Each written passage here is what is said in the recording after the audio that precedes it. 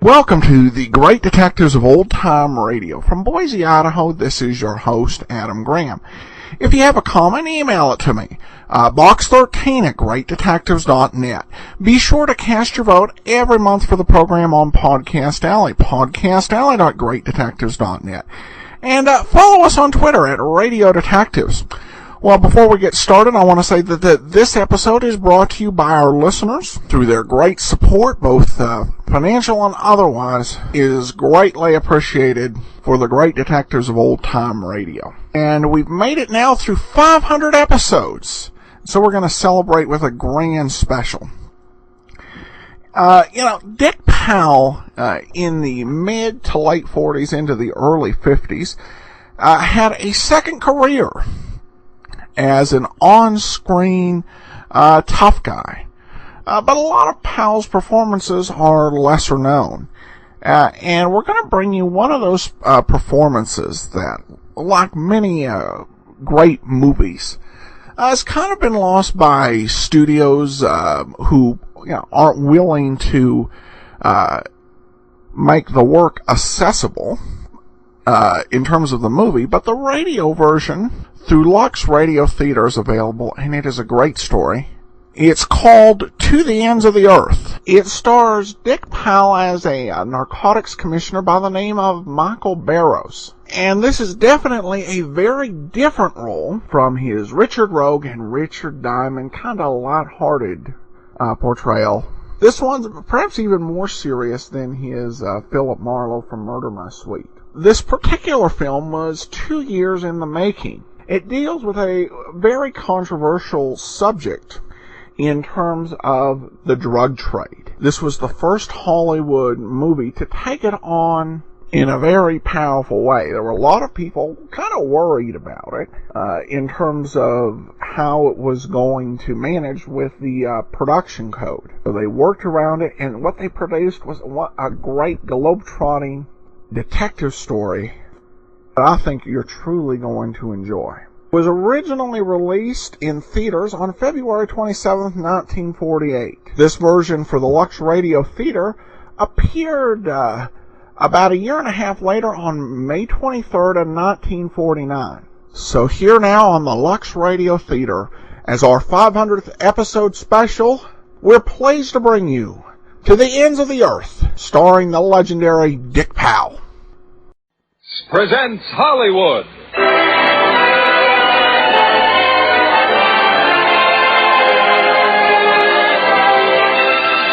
Lever Brothers Company, the makers of Lux Flakes, bring you the Lux Radio Theater, starring Dick Powell and Signe Hasso in To the Ends of the Earth. Ladies and gentlemen, your producer, Mr. William Keeley.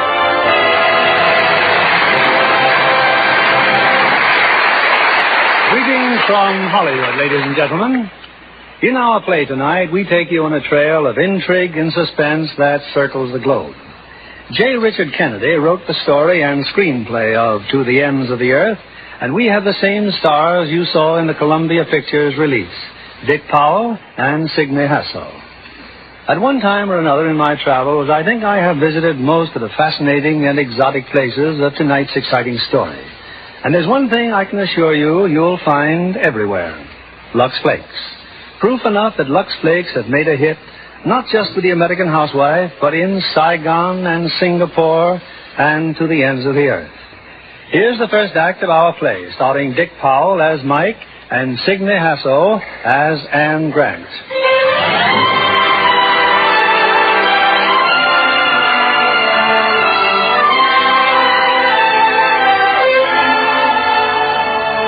United States Department of Treasury.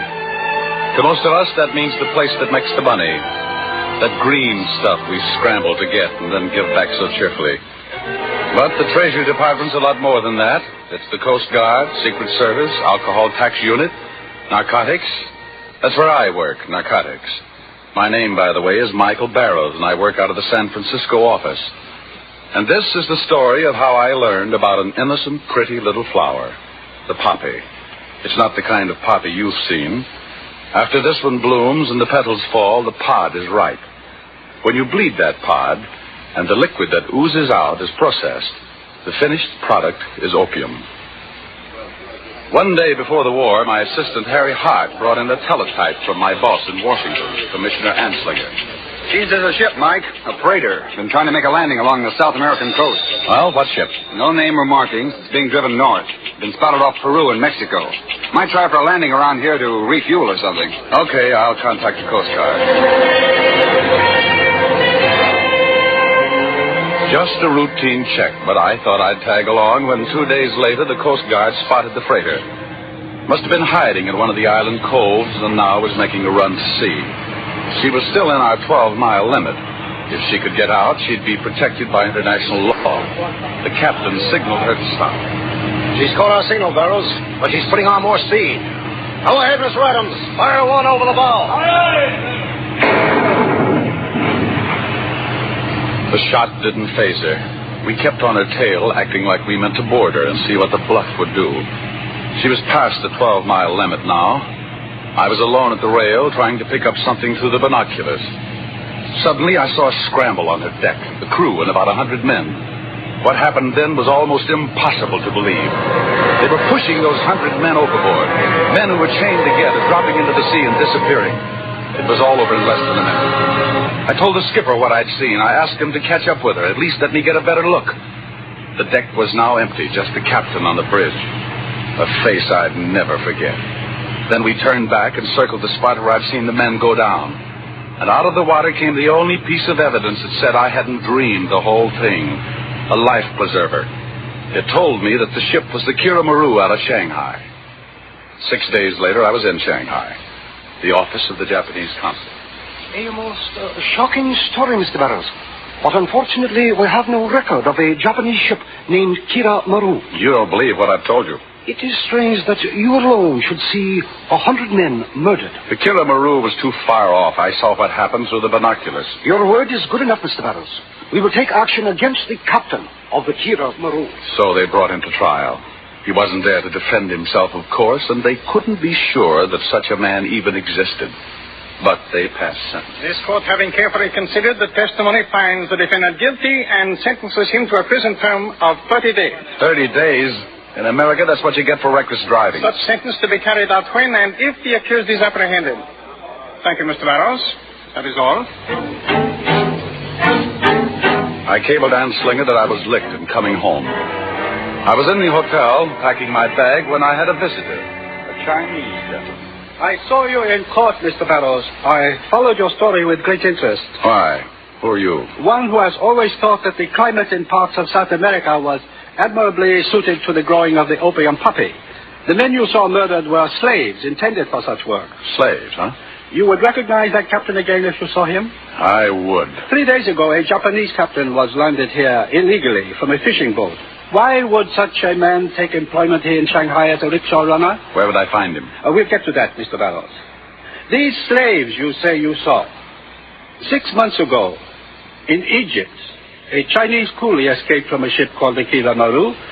Before he died, he gave some information to a British gentleman named Hadley. Look, if you know anything about that captain... This also may interest you. The coolie told Mr. Hadley that he was one of 200 slaves brought to Egypt to plant a large field of poppies. Where or whom he did not know. But he mentioned their name. Hawks. Jean Hawks. The slave said Jean Hawks was a sign, a code. Maybe a man, maybe a woman, maybe an organization.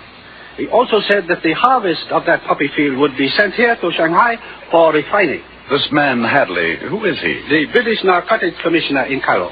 Oh, then it's official information. How did you get it? I think this will answer all questions. This cablegram. It arrived at my office, but it's for you. From Washington. You are talking to Lum Chi Chow, Chinese Commissioner of Narcotics. You rushed to Shanghai a little impulsively, but you may stay to do yourself some good. Anslinger. You see, I too had cabled Mr. Ansley. Glad to know you, Commissioner. Now, about Egypt. 200 slaves plant a poppy field. 6 months later, you count 100 off the California coast. Certain facts begin to come together. Only 100 would be needed to harvest the crop. The others were loaded back on the Kilimanjaro for South America. What's that got to do with the man you were going to help me find? If that rickshaw runner is the captain of the Kilimanjaro, he's the only link I have between Egypt and the refining of that opium here in Shanghai. Well, why let the stuff get here? Why not round it up in Egypt before it's harvested? The British and Egyptians have been searching for months. And you're expecting raw opium from poppies they can't find to show up here? And very soon. How do you know? From the poppies grown there legally for medicinal purposes, planted about the same time. In Egypt, the harvest must be completed within 5 days, or the pods will rot. A poppy field that no one can find, a story from a dying coolie slave. You expect me to swallow that? I swallowed 100 slaves going overboard in chains off the California coast. Oh, okay, Commissioner. Now, suppose I see that rickshaw runner. Not until you agree to take orders from me. Oh, I'm sorry. I only work on cases when I believe in them. I will compromise. For just 5 days, pretend to believe and follow my orders. After 5 days, the case is finished or there is no case. At that time, the Japanese ship captain becomes your private property. Okay. Where do we start? At Sokhim, the largest rickshaw station in the city. It is owned by Nicholas Sokhim. Let me tell you about it.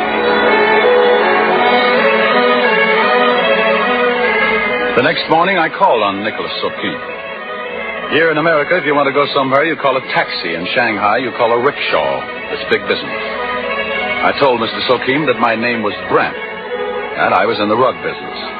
That I was looking for a Japanese who recently went to work as a rickshaw runner. I've gone through all our records, Mr. Brent, and my assistant, Mr. Grieg, has checked every man we employ.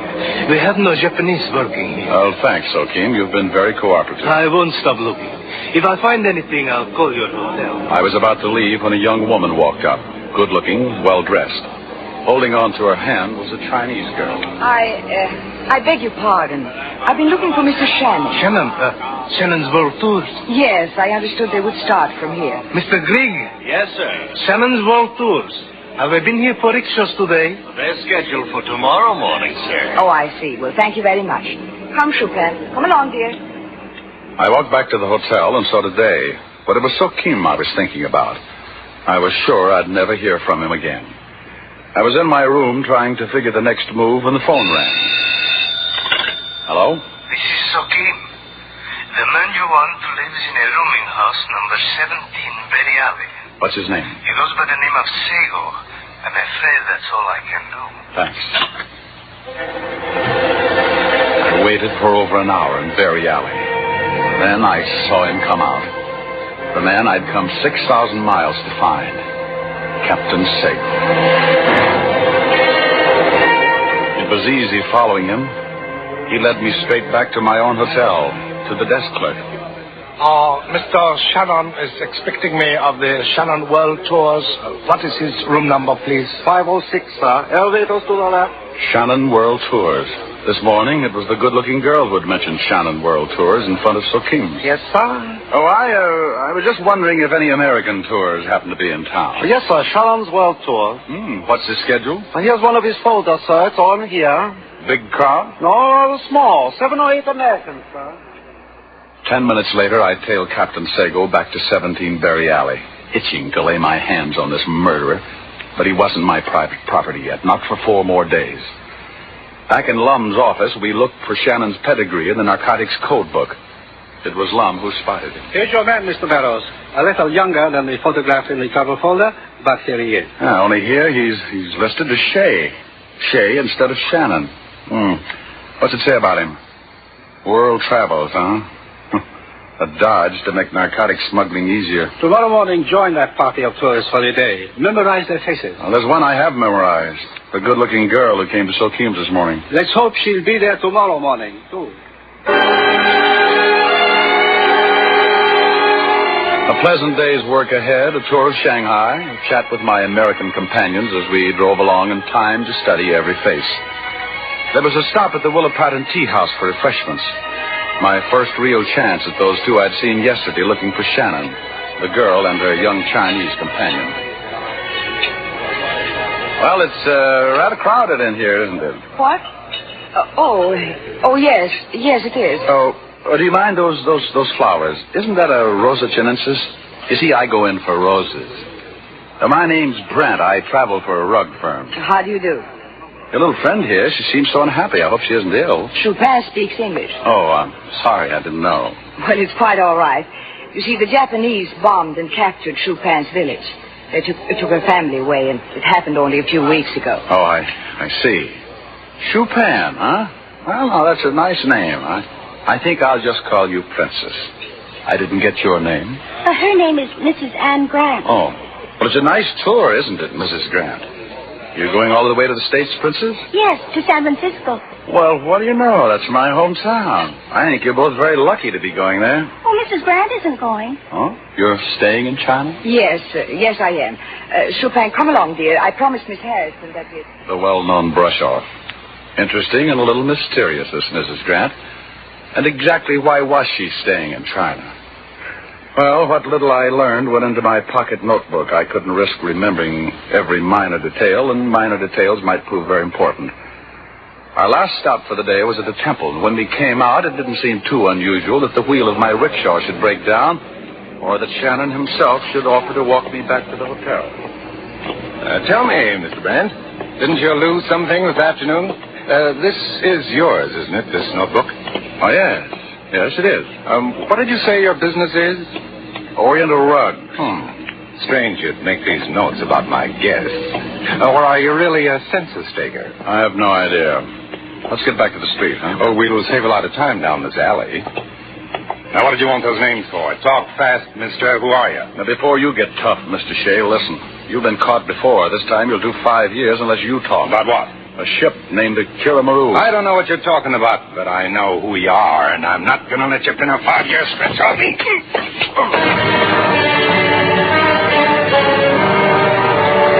They appeared out of nowhere. 3 or 4 Shay's little helpers. When I came to, I was lying on a dock at the waterfront. It was almost dark. Bending over me was Sokim's assistant, Mr. Grieg. You'll be all right, Mr. Brent. Oh, Grieg. You're a very lucky man.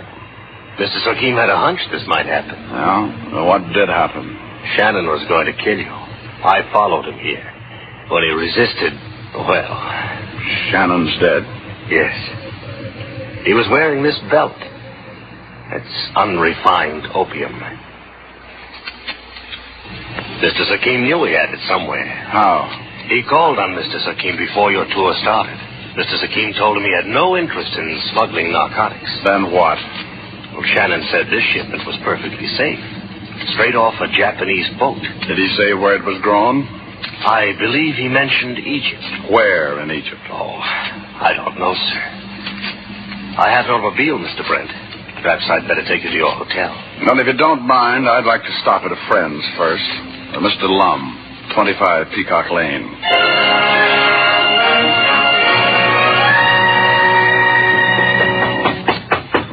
Perhaps I'd better wait for you in the car, Mr. Brent. No, I'd like you to meet Mr. Lum. And you can start telling me the truth. All right. I don't understand. Well, maybe this will help you understand. Mr. Barrows. Hello, Lum. You better give me a hand. All right, Grieg. Now get up and go in. I had a very interesting tour, Lum. So I could see. You hit me. Why? Why? Yes, Mr. Barrows. Why? Well, listen to this. I tangled with Shannon this afternoon, was knocked cold, woke up miles away on the river. Shannon's dead, at least Mr. Grieg says so, and that much I believe. Mr. Grieg, under Sokim's orders, saved my life. Mr. Sokim did more. Here, take a look at this. Raw opium. Grieg says he found it on Shannon. Opium from the Kiramaru, from Egypt. That's what Shannon said. You heard him say it? Well, did you? Yes. You're a liar. The opium couldn't have been from Egypt because poppies can't be harvested until the petals fall, and they fall this week, today maybe.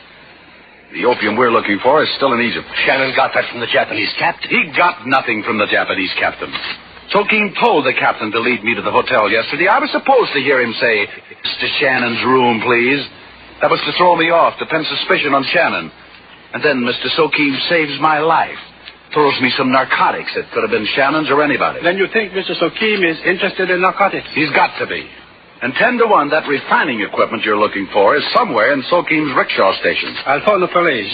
They can pick up Mr. Grieg, arrest Captain Sego, and later we'll raid Sokeem's place. Later? Why not now? Because first I want to know more of what happened today.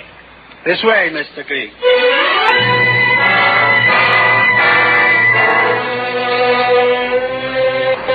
Well, that's about it, Lum. Here are the names of everyone in the party. It will be well to question them all. Except Mrs. Grant. Why not? Well, I told you that Shannon's tour is leaving Shanghai, but Mrs. Grant is staying. That means she couldn't be tied up with him. But she could be tied up with Sokeem, waiting the arrival of the opium from Egypt. Then if she's half as smart as you think she is, she won't talk. You'll get nothing out of her. But I think I can, through the Chinese girl. Good. Now, about Sokeem's place. You ready to raid it? Yes, now I am ready. While that's going on, have the police pick up Mrs. Grant. Be sure they leave Chupin in the hotel. You are not coming with me on the raid? No, I think I'll learn more in the hotel with Chupin.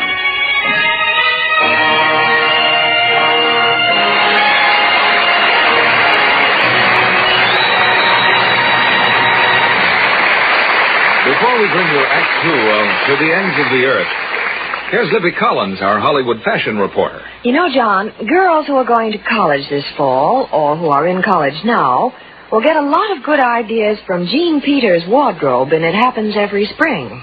And will chemistry professors get ideas about becoming baseball players like Ray Milland? Well, better get Jean's opinion on that. She was a co-ed herself not so long ago. Incidentally, she's just left for St. Louis with other stars from the studio for the picture's premiere on the 26th. She plays the daughter of the president of the university. So 20th Century Fox made a careful check of what the well-dressed co-eds are wearing before designing Jean's costumes. Her wardrobe for It Happens Every Spring includes lots of lovely blouses for her suits and, of course, separate sweaters and skirts. Sounds like a Luxable wardrobe. It is, and so true to college life. Lux Flakes are as popular on college campuses as they are in Hollywood studios. That's easy to understand. These tiny diamonds of Lux whip into suds fast. And what girl isn't always in a hurry? The suds are wonderfully thick and rich, too. So much college washing is done in the bathroom basin. Girls appreciate the way Lux Flakes float away soil with gentle squeezing. Besides, allowances can't stand expensive cleaning bills. So Lux Flakes are the rule for everything safe in water alone. Blouses, sweaters, nice cottons, and washable prints. An easy way for any woman to keep things fresh and attractive, especially in warm weather. Lux Flakes are another fine product of Lever Brothers Company. With Lux Flakes care, you can freshen things in no time. And your favorite washables stay lovely far longer. Now, your producer, Mr. William Keeley. Act 2 of To the Ends of the Earth, starring Dick Powell as Mike and Signe Hasso as Anne Grant.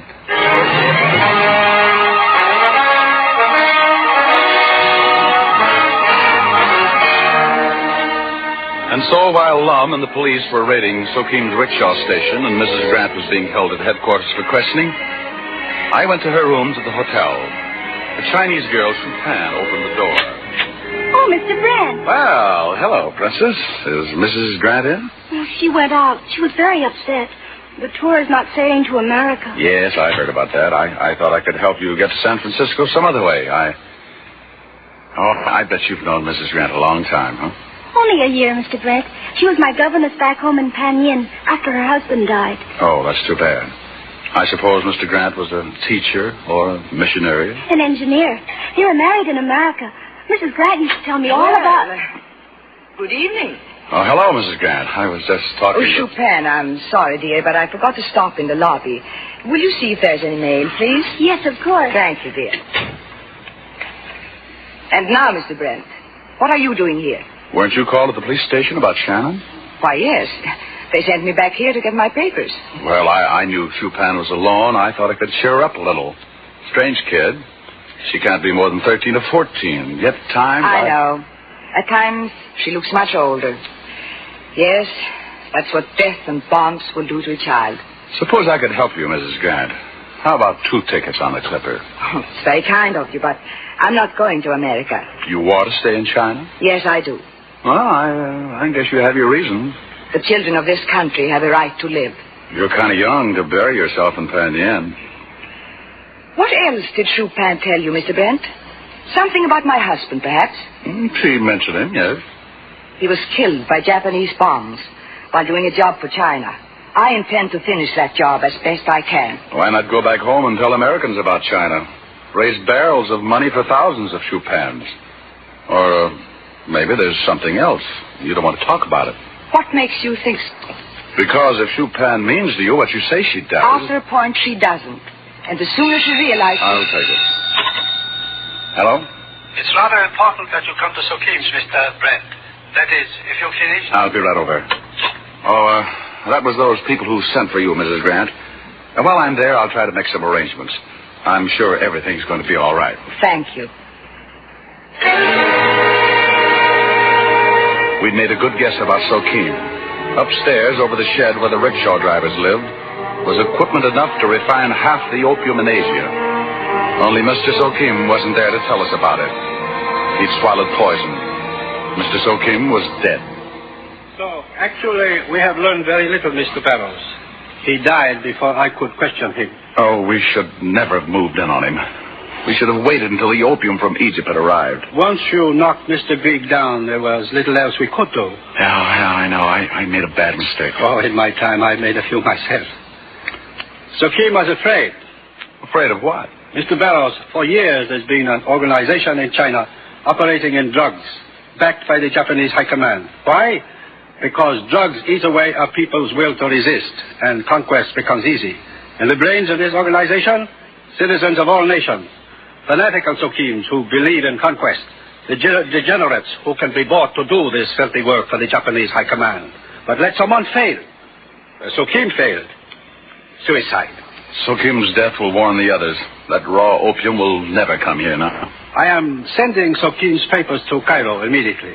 A bare possibility they will yet find the poppy field.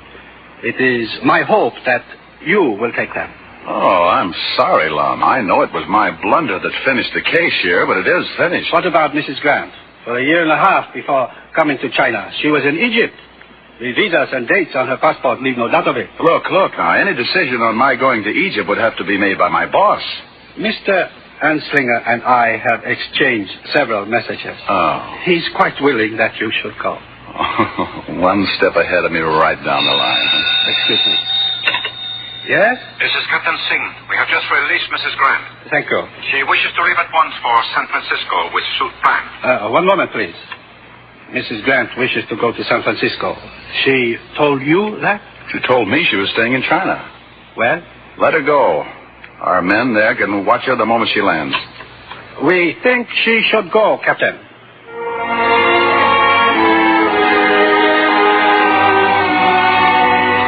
I was met in Cairo by the Egyptian and British Narcotics Commissioners Ahmad Hassam and Lionel Hadley. Hassam went to work on Sokim's papers while Hadley broke the unhappy news that this was the last day of the poppy harvest. All he was sure of was the route the opium would take when it left Egypt. Take a look at the map, Mr. Barrows. We know that poppy field is somewhere in this area. If so, the only logical way out of Egypt with the raw opium would be across the Suez Canal. And the nearest crossing of the canal is here. And if all the harvest hasn't been moved, what's left will go tonight. I'm afraid so. Did you check on Mrs. Grant? Yes, she and her husband left Cairo 10 months ago. No record of where they went. Well, I've examined Sokim's papers. One lonely clue, gentlemen. This letter. Not the contents, but the handwriting. What about it, Hassam? It's written in English, but the man who wrote this letter first learned to write in Arabic. Certain characteristics. I examined the paper itself, made in France. French paper isn't sold in Egypt. But it is sold in the French mandate, such as Lebanon. But I thought the poppy field was in Egypt.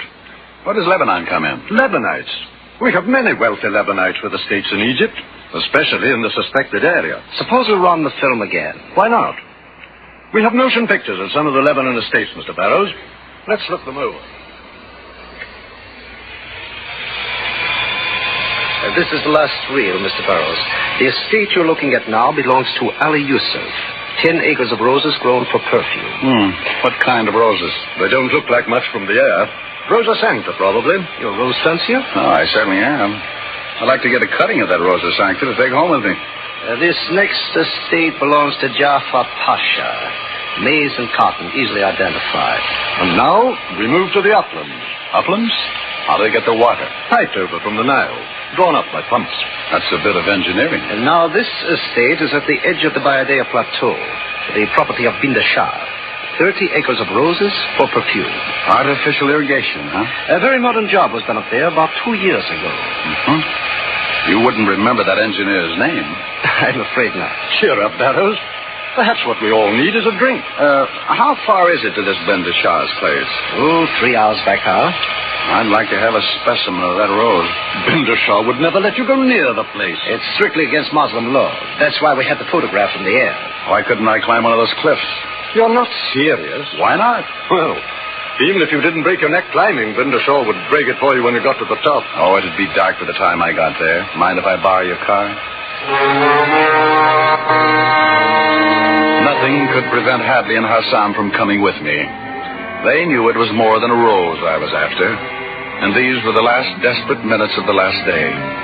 They were ready to follow even his wild hunch of mine that the irrigation system at Binda Shah's had been installed by an engineer named Grant. It was a clear night, and once at the top of the cliff, we saw the almost endless line of roses. We're getting too close to the house. There may be dogs. We'd better leave. We found exactly nothing. What did you expect to find? I don't really know. But an engineer doesn't come all the way from the United States just to install a few pumps for growing roses. Unless... Oh, wait. Barrows, where you going? I had to take a look at that irrigated soil. It had just been cultivated, too. My hunch was leaping around like mad now, and then all of a sudden, the almost unbelievable answer. There in the earth, almost covered, a battered stem that had been hoed under just a little while ago. Not a rose stem, but a stubby one, with a swollen pod at the end. Stem of the opium poppy. Poppy stems, planted, grown, and harvested under the rose bushes. No wonder we couldn't detect anything from the air. Well, now we know how the opium might be going through. And perfume jars, cartons of rose petals. I should be at the Suez crossing telling my men what to look for. Suppose the last of the harvest is still here? Take the car, Hassan. Get to the crossing. What about you? I'll keep looking here. I'll stay with you. I'll be at the crossing in 30 minutes. I'll send some men back to watch for you. Here, take my gun. Thanks. Well, let's go, Barrows. We finally found what we were looking for. A barn that held the entire secret. In it, stupefied with opium, were what remained of the 200 slaves brought to Egypt 6 months before on the Kira-Maru. Also in the barn were the vats where the gummy juice of the poppy plant had been turned into raw opium. May I ask what you are doing here? Binda Shah. Yes. We've been learning about the harvest of the opium poppy. Your knowledge comes late. The harvest left here an hour ago. I did not come alone, gentlemen. I am well protected. We didn't come alone either. Your entire estate is surrounded. The best thing you can do is to tell us where the opium is going. I have completely forgotten. Order your men to put down their guns. Hap, Tovka, Alaladi. The men lowered their guns and disappeared. It seemed incredible that Binda Shah should surrender so readily. We ordered him ahead of us and walked back toward the cliff. Suddenly he started running straight for the cliff and over it. A second fanatic like Sokim, paying with his life for faith and taking all information with him.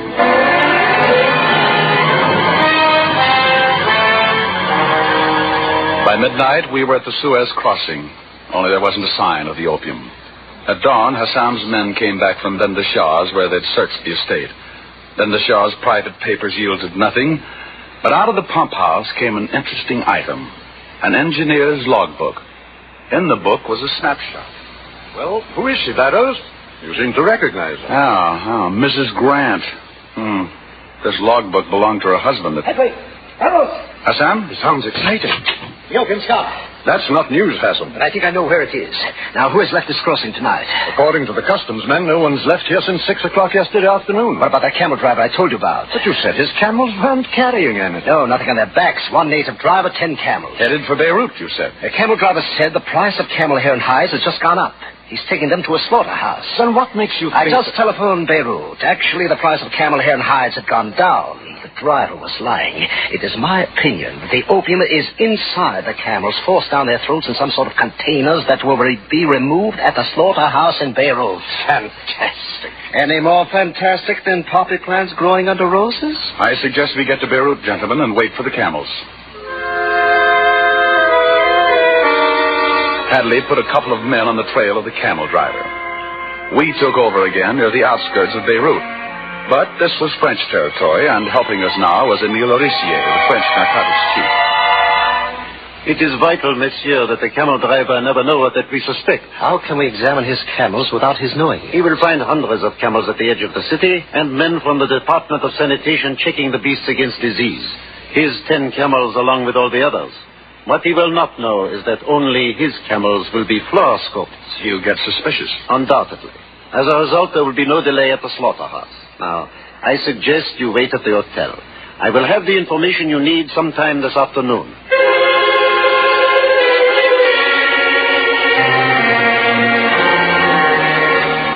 Well, monsieur, I can now report.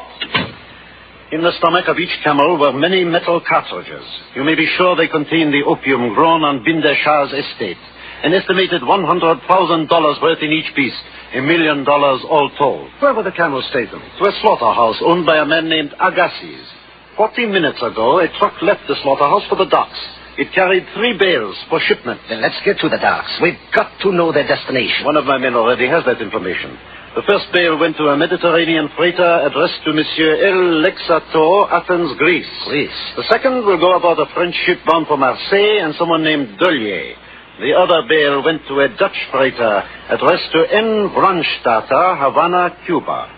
We can be fairly sure, monsieur, that $1 million worth of opium is in one of those bales.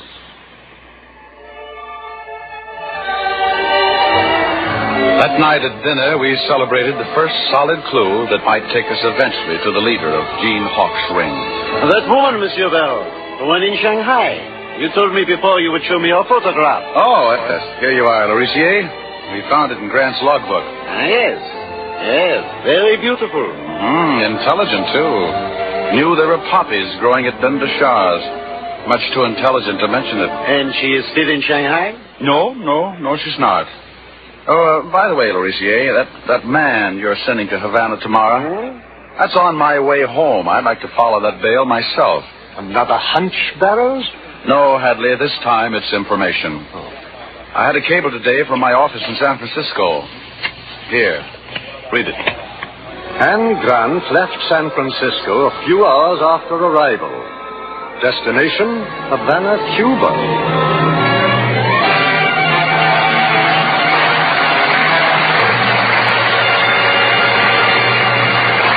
We pause now for station identification. This is CBS, the Columbia Broadcasting System.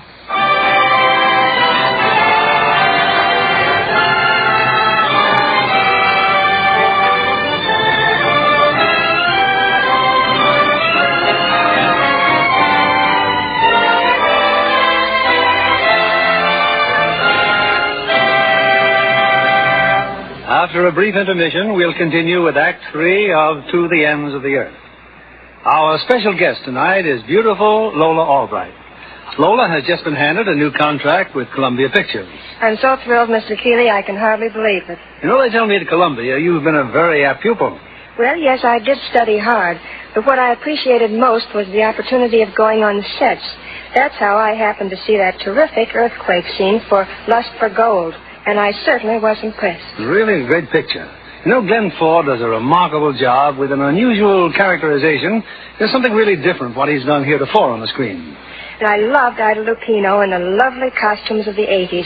And what a sizzling performance. And all those period costumes for Lust for Gold, they must have given the wardrobe people a headache when they were on location in Arizona. The wardrobe mistress mentioned that, but John Kennedy will be interested to know that the company took along plenty of Lux plates. Miss Lupino's embroidered stockings, as well as her own nylons, survived beautifully. A matter of dollars and cents economy, Lola. I can believe that. My own nylons are washed with Lux Flakes, and they last for ages. You may not realize it, but that simple care is giving you twice the wear. If you were to use strong soaps or rub nylons with cake soap, they would go into runs a lot sooner. Strain tests prove that. To lux them is certainly easy. Just about the easiest care in the world. These tiny diamonds burst into suds the instant water touches them. And in no time at all, these thick rip suds make stockings fresh and trim-fitting as ever. Help protect the colors, too. Thank you for coming tonight, Lola Albright. Here's your producer, Mr. William Keeley. The curtain rises on the third act of To the Ends of the Earth, starring Dick Powell as Mike and Senior Hassel as Anne Grant.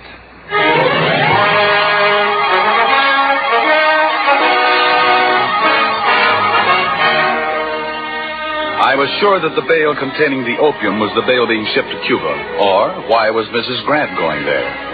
That's what I told the Narcotics Commissioner in Havana, Alberto Barrows. It should not be difficult, Senor Barrows. I will let you know where she is, what she does, and whom she sees. One person she will be seeing, I think, is a fellow named Brandstatter. Know him? A manufacturer of arctic supplies, I believe. Brushes, things like that. Getting the camel hair for his brushes from the Near East. Only this shipment contains $1 million worth of unrefined opium. Well, let him refine it. Let him ship it out with his artist supplies. And then? Then I follow it. $1 million worth of narcotics, and all I do is help to see that it gets safely away? A lot to ask, huh? Yes, senor. A lot to ask. Barrows worked fast. Before evening, he told me that Anne Grant had reached Havana with Chupin.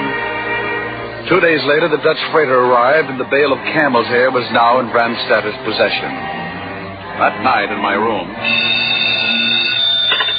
Yes? Barrows. Well, they've just booked passage. Brandstatter, Mrs. Grant, and Chupin. The steamship Cardillo for New York. The Cardillo? Well, there's no ship in port called the Cardillo. She docks here tomorrow, senor. Sails at noon the following day. I will have a report soon on every piece of freight she is taking aboard. Good. See you here in the morning.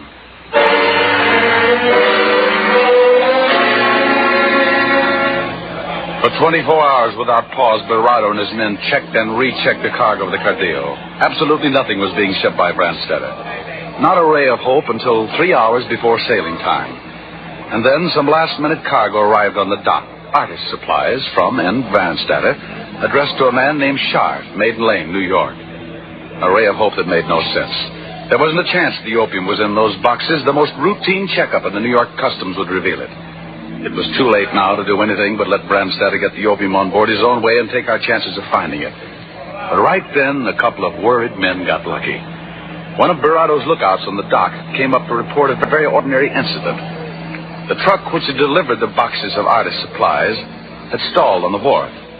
But the lookout, Hernando, had been curious. And while one of the men worked on the motor, a second man was tearing the wrappings of some packages in the back of the truck. Where did it stall, Hernando? Near the kitchen supplies being loaded on the ship, senor. Cartons of butter. And when the wrappings came off Brandstatter's packages, that's what they were. 3 cartons of butter exactly like the others. Now we were getting somewhere. 3 cartons of butter containing $1 million worth of opium were stored in the ship's refrigerator, where one of Brandstatter's men, a member of the kitchen crew, could watch it carefully. An hour before sailing time, we saw them go aboard, Mrs. Grant, Chupin, and Brandstatter. According to plan, there would be a vacant cabin for me on sea deck, and waiting for me, now posing as a ship's steward, was Hernando. Do not worry, senor. That refrigerator will be watched constantly from here to New York. How? By whom? During nights, by the baker, an old friend of mine. During the day, the ship's butcher and the assistant chef. Where's Brandstatter's cabin and the others? On the upper deck, senor. B deck. Before dinner, Hernando had news for me. Brandstatter is no longer on B deck, senor. He complained about his cabin. He's taken the one right across the corridor from you. Then he knows I'm here. No, I don't think so. He inquired about all the cabins. I merely told him this one was vacant. I think he believed me. He's at dinner now, and I'm moving his luggage. Empty cabins aboard ship don't have locked doors. My door was locked. Sooner or later, Brandstatter would have to know why. Sooner or later, he'd... Oh, I beg your pardon. How stupid of me. Yes? They gave me the wrong key. I simply went to the number like a sheep. I'm very sorry. I don't believe we have met. I Came aboard ill. Oh, I'm very sorry to hear it. Please forgive me. Score for Brandstetter. He'd never stop now until he knew exactly who I was. A good chance I was a narcotics agent. An outside chance I'd been on his trail since China. 1,000,000 to 1 shot Mrs. Grant had seen me there, would know who I was. He'd have to bring Mrs. Grant to see me. But no move by Brandstetter until the following evening. We were off Cape Harris, just 24 hours out of New York. I could hear the ship's orchestra and the passengers, all very gay and friendly. What more perfect time for a man of finesse to visit a poor shut-in. And that's just what happened. Come in. Good evening. We have brought you a little cheer from the captain's table. Oh, and may I present? Hello, Mrs. Grant. You know each other?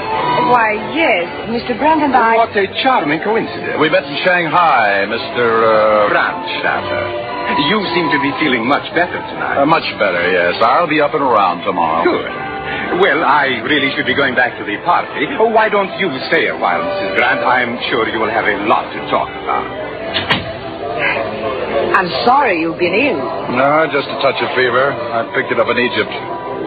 I thought you went to San Francisco. I did. But you see, Chupin's uncle, Mr. Sue, had gone to Havana on business. He insisted that we meet him there. And this Brandstetter, a ship's acquaintance? Yes, a business friend of Mr. Sue. He's been very kind to us. Oh, see. Charming fellow. You're looking very well, Mrs. Grant. Oh, thank you. I feel wonderful. Mr. Brent, remember the things you said to me in Shanghai? I mean, about coming back to the States. I know now how right you were. Oh, good. Fine. Well, I don't want to keep you from the party. You sure you can't join us? Tomorrow. We'll have a big day tomorrow. All right. Good night, Mr. Brent. In the morning, I joined Mrs. Grant and the others. A happy, chatty little group. Inseparable by lunchtime. Chupin gave me a little pencil sketch of herself that one of the passengers had made. The artist said there were lines of suffering in her face. Mid-afternoon, less than an hour from New York. But nothing was worrying Nicholas Brandstetter or Anne Grant. I couldn't understand it. What if Brandstetter had known who I was long before I got to Havana and had set me on this false trail while he got the narcotics on board some other way? This panic of mine was growing every minute. We were at the bar now, having a drink. Someone said we'd be taking on the harbor pilot soon. Maybe I better take Chupin's baggage. Oh, not yet, Mrs. Brand. We have plenty of time. Another drink, Mr. Brent, to our continued friendship. Then suddenly there was a commotion astern, a flurry of excited voices and the faint odor of something burning. Nothing to worry about, ladies and gentlemen. If you smell smoke, there's a little grease fire in the galley. Mrs. Brand, fire. It's all right, dear. You heard what the officer said. Incidentally, Mr. Brent, why don't we all have dinner tonight on shore? Oh, could you, Mr. Brand? Yes, Princess, I think I could. But, we'll be docking soon. I have a lot of things to do. And I'd better start my packing. Maybe Chupin would like to watch the seagulls. See, they are just off the stern, hundreds of them. But what are they doing? Having dinner, my dear. The crew is throwing refuse food overboard. Come, let us go and watch. Oh, please, Mrs. Brand. Well, Chupin, all right, for a moment, maybe. I rushed to find Hernando, that fire in the galley. Hernando's words confirmed what I was dreading. The cartons are empty, senor. Empty during the fire. Well, where did the stuff go? What about our men down there? Well, there was too much smoke. They could not see. Go back to the galley, Hernando. I'll see what our friends are up to. I went out on deck. I remember passing a lifeboat in a sudden instinctive mood to ward off the blow, but I wasn't fast enough.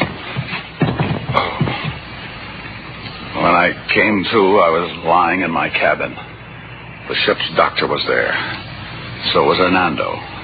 So was Anne Grant. I'm sure you will be all right, Mr. Brand. Quite a bump, but if you take it easy... You're not comfortable. Let me loosen your collar here. I wouldn't worry that much about me, Mrs. Grant. One of the crew was stowing some gear in a lifeboat. It slipped out of his hands just as you were passing by. Careless of him, wasn't it? Well, I will stop by later, Mr. Brand. Are you sure you're all right? Hadn't you better get back to your packing, Mrs. Grant? Oh, I have plenty of time. Can't I help you? Hernando can give me a hand. I'll see you later. Yes. Yes, of course. An accident? No, I wasn't wanted up there, Hernando. What about the galley? Still no trace of the drugs. It's 5:25. I left Mrs. Grant in the lounge 20 minutes ago. She was going to pack. How did she get here? How did she learn about it? I heard some of the passengers mention your accident when I started back from the galley. Suddenly the news was all over the ship. Look. Look, we're slowing down. That means the pilot is coming aboard. Let's get down to the galley. We all but tore that galley apart. No sign of the opium. The kitchen crew wasn't of much help. Half of them couldn't speak English or didn't want to. And then it dawned on me. That garbage that went over the stern. The fire starting just about that time. Brandstatter wanting to watch the seagulls. I tore back up the companionway for Mrs. Grant's cabin. As I reached the deck, Chupin called to me. Mr. Brent. Oh, Mr. Brent. Huh? Oh, well, what's the trouble, Chupin? There is no trouble now, but when I couldn't find you, I was so afraid. You just disappeared. I've been all over the ship looking for you. Well, now, isn't that funny? I was just trying to find you. I want you to do something for me, Princess. I'd like to talk to Anne, alone, just for a few minutes. You like her, don't you, Mr. Brent? Yes, I do, very much. Mr. Brandstatter wanted my business address. I won't have time to look for him, so I wrote him a little note. While I'm with Anne, will you take to his cabin? Oh, I'll be glad to. And don't forget, come right back here and wait for me. It was a short note. The seagulls didn't get everything, did they? But it was a nice try. I signed my real name, Barrows. I wanted to be in Mrs. Grant's cabin when Brandstatter read it. Well, hello. Come on in. The cabin's aside. I just wanted to tell you I won't be able to have dinner with you and Brandstatter tonight. Oh, that's a shame. Yes, isn't it? So many things I wanted to ask you. Well, we'll all meet in San Francisco. Oh, but some of this can't wait. For instance, about your past life. My past life? And your husband, yeah. Tell me about him. Just like that? Yes. Quite a love story, wasn't it? Or maybe it wasn't. Not the last tear of it, no. Really? You seemed so full of his memory in Shanghai, you were going to stay in China to finish his work. His work was something else. Oh, so you approved of that, huh? An engineer believes in building something. The point is, what? We don't at all want to build the same thing. The Japanese High Command, for instance, they want to build one kind of world, and I want to build another. Meaning what? Meaning your husband, Jerome Grant. Quite a coincidence, this snapshot, my picking it up in Egypt. Where did you get it? Where you played governess for Benda Shah's children. Where your husband was building better irrigation for better poppies. That was his work. Helping to make 1 billion slaves of the next generation. I just want the answer to one question from you. When you were back at the stern watching the seagulls, the opium went overboard with the garbage, didn't it? Didn't it? And if that's your pal, then I'll know for sure. Shall I answer it? Pick up the phone, just say one word, hello, and then give it to me. Hello? Mrs. Grant, this is Chupin. It's Chupin. Give it to me. Chupin? I just couldn't wait, Mr. Brent. What did she say? Oh, everything's going fine, Princess. You just wait right there, huh? That wasn't the one, Mrs. Grant. Senor Barrows! Senor Barrows! Come in, Hernando. Brandstatter, you'd better come, senor. Stay here, Hernando. Watch her. His cabin, senor. Hurry.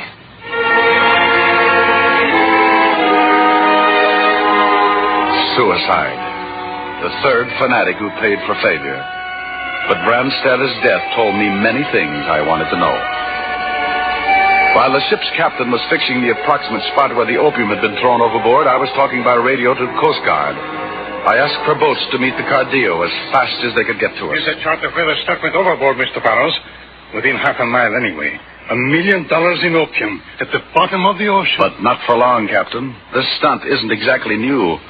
The opium will be in waterproof wrappings and attached to floats. They'll be anchored on ropes, chemically treated. The salt water will gradually eat away the ropes, and the floats will bring the drugs to the surface. And you'll be there to pick it up. Yeah, unless somebody else beats us to it. I'd better stand by, Mr. Barrows. Those launches will be alongside in no time. They sent 3 launches. I took Anne Grant with me and Chupin. She wouldn't be separated from us, or I let her have a way. It was 10 or 12 miles back to the spot, and the question was, would we make it in time? The ropes might have broken already, the stuff picked up, and the rest of the Gene Hawk's... Motorboat ahead, Mr. Barrows. They're fishing something up out of the water. Well, don't let them get away. I want them alive. But if you've got to shoot... Sounds like they're starting us, sir. Watch it, ladies. Here we go. It was our 3 boats against their 1. They might have made a run for it, but they tried to save the opium. A few minutes later, they surrendered. But these were workmen, not leaders. Where was Gene Hawkes? I looked at the girl in my launch, and I had the answer. The prisoners went aboard the other boats. I took the narcotics, and with Mrs. Grant and Chupin, we cut away from the others and headed directly for customs. There were 2 Coast Guardsmen handling the launch. Their backs were to us when suddenly... Chupin! No! Get back! What's the idea, Princess? Put the gun down. Tell him to make for a point a mile above Conover Beacon. She grabbed his gun. That's sailor's gun. Did you hear what I said? Better head for shore, boys, a mile above Conover Beacon. That's an order, sir. It's an order. Never heard of Gene Hawks, Mrs. Grant? Gene Hawks? The name that took those narcotics around the world? Never heard of it, huh? No. Amazing. Could be our baby-faced princess here. I am 20 years old. The Chinese girl for the honor and glory of Japan. Tell him to go faster. The lady says to speed up, Skipper. Well, what are you going to do? Get this stuff ashore, then what? You'll have to kill the 4 of us, won't you? But that's insane. Is it? Gene Hawks would do it without batting an eye. And you had no idea, Mrs. Grant. No. Didn't even know your husband was hired by Japan to grow narcotics. And that you've been chaperoning Gene Hawks ever since Pan Yen. You, the respectable widow of an American killed by Japanese bombs, didn't know that, huh? No. Or maybe that isn't how he died at all. Maybe he knew too much and wasn't the fanatic he should have been. He wasn't, quite. You murdered him. No, you did, with notions of helping China and asking questions. He was told to get rid of you. But he couldn't bring himself to do it, huh? Still had a little feeling for his wife. That weakness licked him, didn't it? Ah, that's the weakness that licked me, too. The feeling I had for a helpless little girl. Oh, I was a sucker for that, wasn't I? Your side trades in that kind of thing. Decent human feeling. No use for it yourself except to fake it. But I've been learning fast, Princess, and I learned that lesson just in time. In fact, I had an idea who you were when you got in this boat. Stop lying. You see, after the accident, Mrs. Grant was standing by my bed. But not the warm little girl who liked me so much. Where was she? At the stern, watching seagulls. She must have heard about it the same time Mrs. Grant did. What made her so late in coming to find me? And how those lines of suffering in an artist's sketch of a young girl could be the madness of a grown woman. But I wasn't sure yet. So the next step was that note to Brandstetter. When he didn't call Mrs. Grant, when he killed himself, that could mean you opened the note on the way, told Brandstetter he'd failed and that his services were no longer required. See what I mean, Princess? You can't fake real feelings, not for long. They're the exclusive property of real human beings. Now put on that gun. Come and take it, Mr. Brent. Yes. Yes, I will. No, don't. She'll kill you. She'll kill you. Keep pulling the trigger, Princess. Not loaded? Oh, what a shame. What do you know, Mr. Barrows? Your stunt worked. Yeah, what do you know? Poor little Gene Hawks. Not even one bullet left to kill herself with. Tie her up, boys.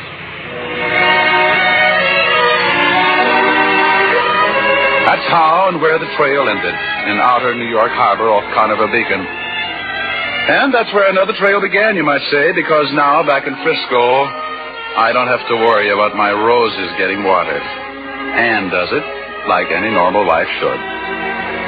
All in all, it's like my boss Anslinger said today at Lake Success, at a meeting of the World's Narcotics Commission of the United Nations. By this time, I hope we have learned the deeper lesson that no boundaries between people are as important as the simple, common, lasting bond of belonging to the human race.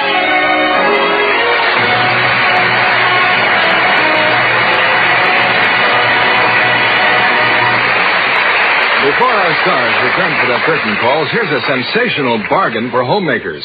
The amazing new Regal aluminum saucepan. A guaranteed $2 value, now only $1, in the famous Lever Brothers Company Buy Two sale. It's the biggest improvement in saucepans in years. Just listen to this. You can drain hot water from food without removing the cover. Just shift the position of the cover and pour off the liquid through tiny holes in the side of the pan. You can't scald your hands or spill food. An indicator tells you at a glance the proper position of the cover for cooking or draining. This self-drain saucepan is a full 2-quart size and made of gleaming heavy-gauge aluminum. The Bakelite handle resists heat and won't twist or turn. What a value. Only $1 in Lever Brothers Company Buy Two sale if you order it right away. Here's all you do. Buy 2 boxes of Lux Flakes. Get a free order blank at your store, or Send your name and address and the tops from 2 boxes of Lux Flakes, plus $1 to Lever Homemakers Club, Box 27, New York 8, New York. That's Lever Homemakers Club, Box 27, New York 8, New York. You'll receive your saucepan promptly and postpaid, but hurry. This offer expires July 1st and is good only in the United States, Alaska, and Hawaii. Here's Mr. Keeley with our stars. After covering a good part of the world in tonight's play, here are Dick Powell and Signe Hassel back for the curtain call they certainly earned.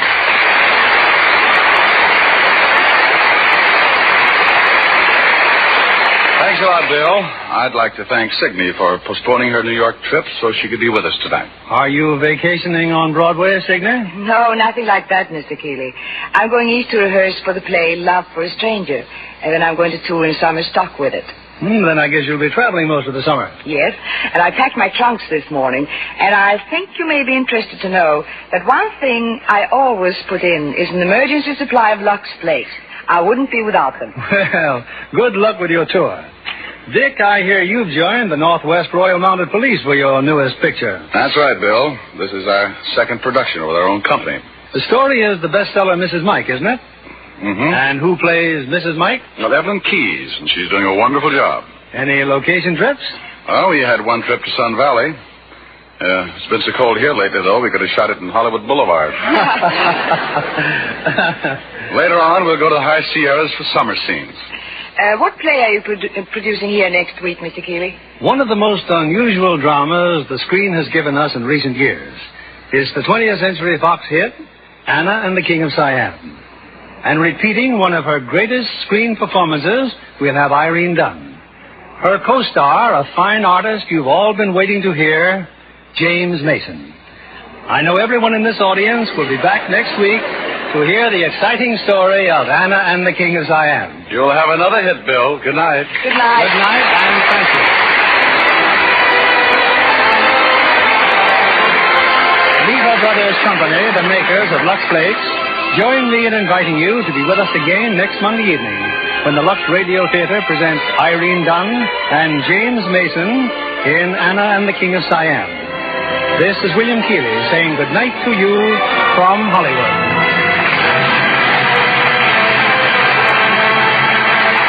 Our play was adapted by S.H. Barnett, and our music was directed by Louis Silvers. This is your announcer, John Milton Kennedy, reminding you to join us again next Monday night to hear Anna and the King of Siam, starring Irene Dunn and James Mason.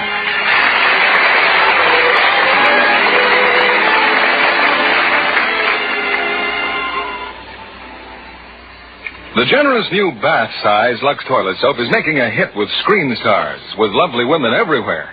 Try this big satin smooth cake. You'll enjoy its abundant creamy lather, the delicate flower-like fragrance it leaves on your skin. The new bath-size Lux toilet soap is another fine product of Lever Brothers Company. Be sure to listen next Monday night to the Lux Radio Theater presentation of Anna and the King of Siam, starring Irene Dunn and James Mason. Stay tuned for My Friend Irma, which follows over these same stations. This is CBS, the Columbia Broadcasting System.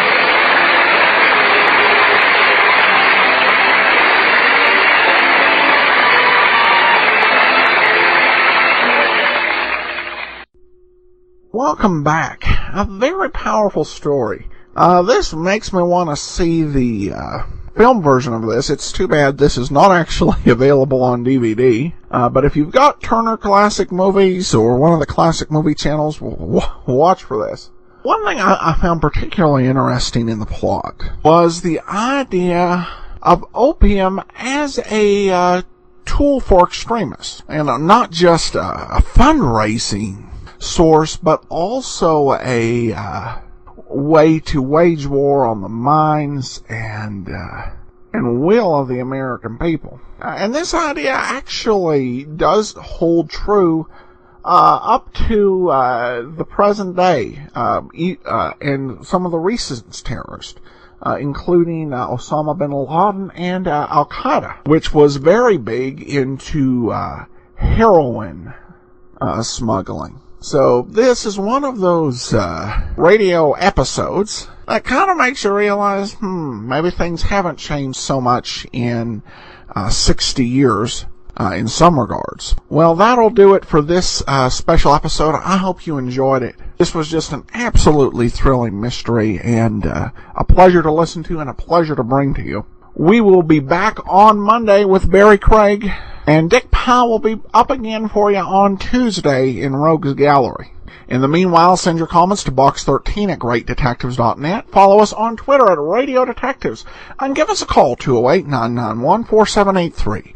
But from Boise, Idaho, this is your host, Adam Graham, signing off.